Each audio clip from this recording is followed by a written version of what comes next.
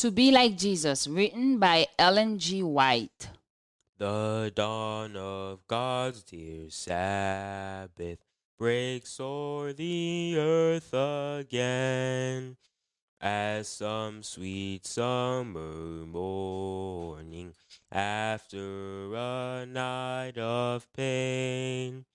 It comes as cooling showers to some exhausted land, as shade of clustered palm trees mid weary waste of sand. The Day That God Made Holy, May 29th. Why worship is due God. Hallow my Sabbaths, and they will be a sign between me and you, that you may know that I am the Lord your God. Ezekiel 20, verse 20. In Revelation 14, human beings are called upon to worship the Creator, and the prophecy brings to view a class that, as a result of the threefold message, are keeping the commandments of God. One of these commandments points directly to God as the Creator. The fourth precept declares, "The seventh day is the Sabbath of the Lord thy God.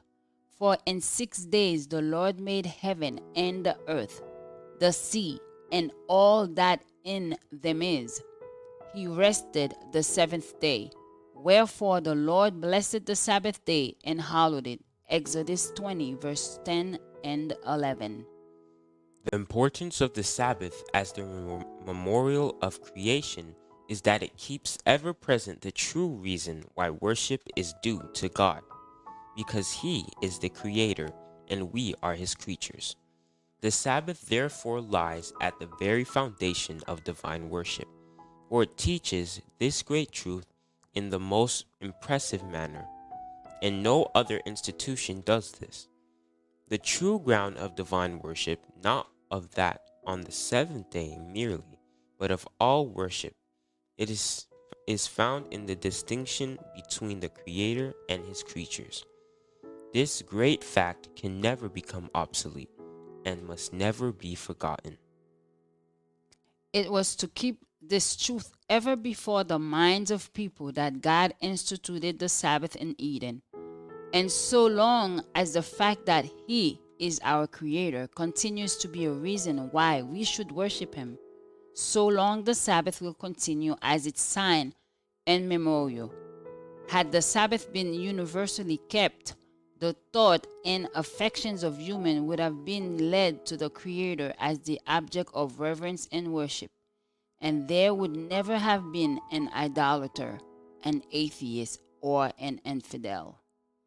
The keeping of the Sabbath is a sign of loyalty to the true God, Him that made heaven and earth and the sea and the fountains of waters. It follows that the message which commands mortals to worship God and keep His commandments will especially call upon them to keep the fourth commandment. And we would bring our burden of sinful thought and deed in thy pure presence, kneeling from bondage to be freed.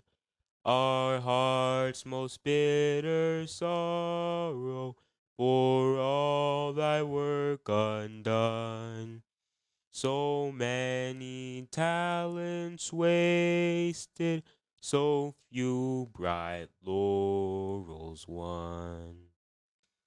Join us tomorrow for another devotional reading by God's grace.